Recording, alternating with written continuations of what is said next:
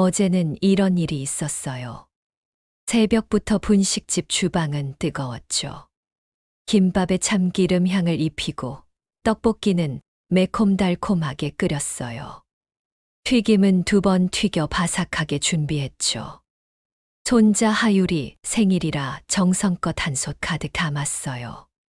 아들 집 초인종을 누르자 며느리 유나가 문을 열었어요. 말끔한 정장 차림. 반짝이는 내일. 그 입에서 나온 말은 차가웠죠. 어머니, 오늘은 친구들이 와요. 케이터링 예약했어요. 이런 음식은 냄새가 배요. 나는 웃으며 말했어요. 하율이가 좋아하는 떡볶이야. 조금만 두자. 하지만 유나는 내 손에서 통을 빼앗듯 들더니 현관 옆에 내려놓았어요. 그리고 차갑게 말했죠. 이건 애들 입에도 안 맞아요. 쿵, 문이 닫혔어요. 나는 손수레를 붙잡은 채 서 있었죠. 엘리베이터 거울에 비친 내 모습. 국물 얼룩 묻은 앞치마. 칼자국 남은 손. 나는 속으로 중얼거렸어요. 내가 부끄러운 건가? 내가 촌스러운 건가? 가게로 돌아와 냄비를 올렸어요. 국물이 보글보글 끓는 소리. 그게 나를 위로했죠. 그때 단골 대학생 은지가 들어왔어요. 이모, 오늘도 떡볶이 찍어 올려도 돼요? 요즘 레트로 분식 영상 인기라니까요. 나는 어색하게 웃었어요. 뭘 그런 걸 올려. 하지만 은지는 핸드폰을 세워 내 손끝을 찍었어요. 나는 카메라를 향해 조용히 인사했죠. 안녕하세요. 성심분식 엄마예요. 아파도 끓이고 힘들어도 말아요. 먹고 힘내세요. 은지가 미소 지었어요. 됐어요. 이모, 딱 이거예요. 진짜 같아요. 며칠 뒤 은지가 소식을 전했어요. 이모, 영상 난리 났어요. 댓글이 수백 개예요. 사람들의 반응은 예상 밖이었죠. 국물 냄새 나는 것 같다. 엄마 손맛이 그리웠다. 보고 울었다. 내 가슴이 뜨겁게 뛰었어요. 그런데 저녁 무렵 며느리 유나가 가게로 들어왔어요. 어머니, 영상 내려주세요. 제 친구들이 다 본다고요. 체면이 있잖아요. 나는 단호하게 말했어요. 나는 내 손으로 살아왔다. 떡볶이가 내 체면이다. 유나는 굳은 얼굴로 돌아섰죠. 그리고 아들이 전화를 걸어왔어요. 엄마, 그냥 지워. 괜히 문제 만들지 말고. 나는 공책을 펴고 적었어요. 오늘 국물이 다시 끓었다. 사람들의 기억 속에서. 며칠 뒤 동네 학생이 뛰어왔어요. 이모, 도심에 성심분식 프리미엄 생겼대요. 나는 얼어붙었어요. 핸드폰 화면 속 간판은 내 글씨체와 똑같았어요. 다만 뒤에 금빛으로 프리미엄이 붙었을 뿐. 점심 장사 끝나고 은지와 함께 찾아갔어요. 번쩍이는 간판, 줄 선 사람들. 유리창 너머 젊은 알바들이 장갑 낀 채 김밥을 말고 있었어요. 내 손끝을 흉내 내듯 하지만 생명은 없었죠. 국물을 식혀 맛봤어요. 맑고 달달했지만 입안 가득 화학조 미료 맛. 그런데도 사람들은 사진 찍고 웃고 있었어요. 해시태그엔 샵파플 샵레트로 맛집. 나는 젓가락을 내려놓았어요. 내 국물은 여기 없구나. 가게로 돌아오자 며느리 유나가 기다리고 있었어요. 어머니, 사실 그 가게 제가 투자했어요. 어머니 이름이 요즘 화제라서 현대적으로 포장한 거예요. 하율이 미래에도 도움이 되잖아요. 나는 분노에 떨며 말했죠. 내 이름은 장난감이 아니다. 내 국물은 놀이가 아니다. 하율이 미래는 진심에서 시작하는 거다. 유나는 차갑게 말했어요. 세상은 변했어요. 성신분식은 이제 제 브랜드예요. 법적으로 등록도 끝났어요. 그날 밤 나는 공책에 적었어요. 오늘 이름을 도둑 맞았다. 며칠 뒤 방송국에서 가게를 찾았어요. 가짜 논란이 있지만 진짜 국물은 여전히 뜨겁다. 리포터의 목소리가 내 모습을 비췄죠. 나는 카메라 앞에서 말했어요. 서류엔 이름이 없을지 몰라도 내 냄비에는 성심이 살아 있습니다. 사람들이 환호했어요. 진짜는 여기다. 프리미엄은 가짜다. 하지만 곧 두 번째 충격이 왔어요. 프리미엄 가게에서 내 얼굴을 합성해 광고를 뿌린 거예요. 원조 어머니도 인정한 맛집. 사람들은 헷갈렸고 손님 발길이 줄었어요. 경찰에 갔지만 등록된 상표는 유나 쪽이었죠. 나는 서류 앞에서 무력했어요. 가게 문을 닫으며 공책에 적었어요. 오늘 국물이 식었다. 그때 문이 열렸어요. 작은 발자국 소리. 하율이가 그림 한 장을 내밀었죠. 할머니, 숙제로 가장 따뜻한 곳을 그리래요. 난 할머니 가게를 그렸어요. 하율이가 내민 그림. 빨간 간판. 김이 모락모락 피어오르는 냄비. 그리고 웃고 있는 할머니와 손자. 나는 그림을 쓰다듬었어요. 손끝이 젖었죠. 하율아, 왜 여길 그렸니? 선생님이 가장 따뜻한 곳을 그리래요. 난 할머니, 가게가 제일 따뜻해요. 그 말에 내 심장이 다시 뛰었어요. 식었던 국물이 끓는 소리가 귀에 선명했죠. 은지는 그림을 사진으로 찍어 SNS에 올렸어요. 제목은 단순했어요. 아이 눈에 가장 따뜻한 곳. 댓글이 쏟아졌죠. 돈으로 못 사는 진짜. 국물보다 뜨거운 건 마음. 이런 동네에서 살고 싶다. 사람들의 말에 내 어깨가 조금씩 풀렸어요. 며칠 뒤 동네 복지관에서 전화가 왔어요. 어머님, 경로 행사에 국물 좀 나눠주실 수 있을까요? 나는 잠시 망설였지만 결국 대답했죠. 많이는 못해도 제 손으로 끓여드리겠습니다. 행사 날 커다란 솥을 복지관으로 옮겼어요.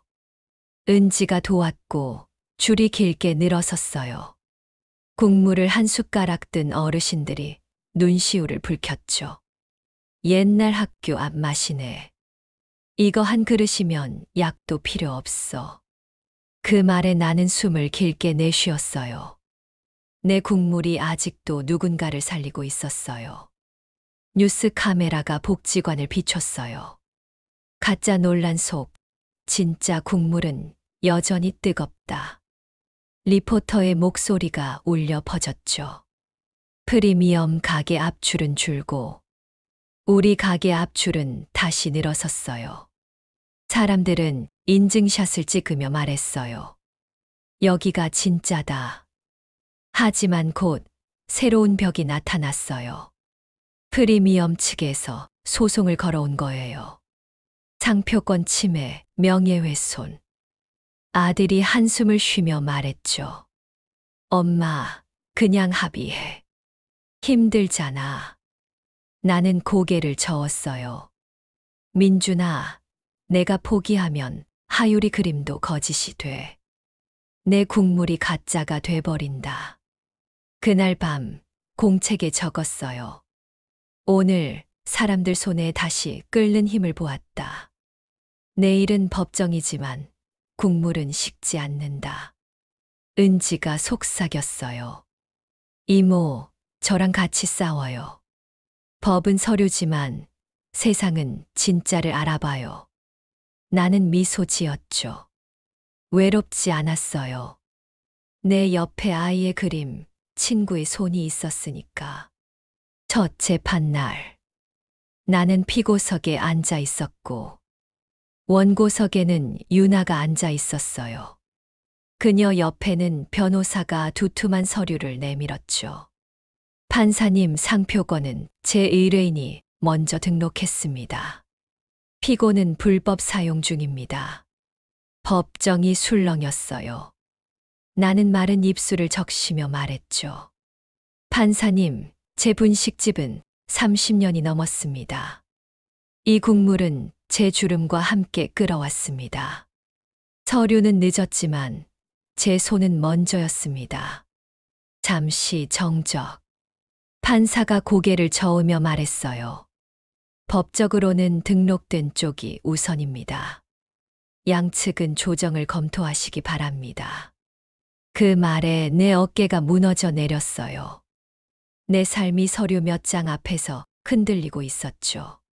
재판이 끝나고 복도에 서 있는데 아들이 다가와 낮은 목소리로 말했어요.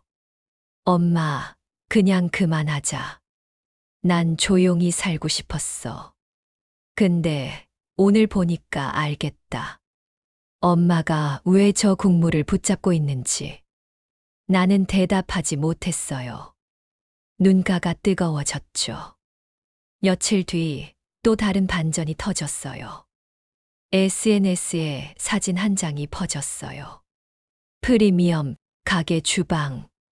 국물을 가루로 타고 냉동 재료를 무심히 돌려 쓰는 장면. 사람들은 분노했어요. 가짜는 결국 가짜였다. 진짜는 하나뿐이다. 프리미엄 가게 앞 줄은 썰물처럼 빠졌고, 우리 분식집 앞은 다시 사람들로 가득 찼어요. 그날 저녁, 가게 문이 열렸어요. 유나가 들어왔어요.